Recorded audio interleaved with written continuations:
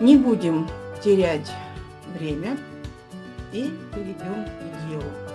Техника, в которой будет выполнена сегодня открытка «Весенний ветер», должна вам понравиться, так как времени на создание открытки вы потратите не очень много.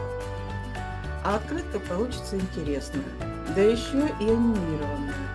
Анимация в этой открытке сложная, ступенчатая. Но что такое сложно? Мы с вами уже не раз делали сложную анимацию, и я думаю, что вы все поняли, что сложная это не значит, что она невыполнимая. Ну что, попробуем здесь и сейчас создать открытку «Весенний ветер». Попробуем?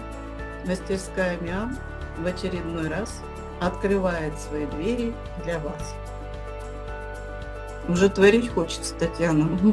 Сейчас закончится наш вебинар, и, пожалуйста, творите на здоровье. Ну, я рада, что понравилось то, что мы сейчас с вами сделали. Это, конечно, здорово, если сподвигло вас на то, что вы уже захотели творить.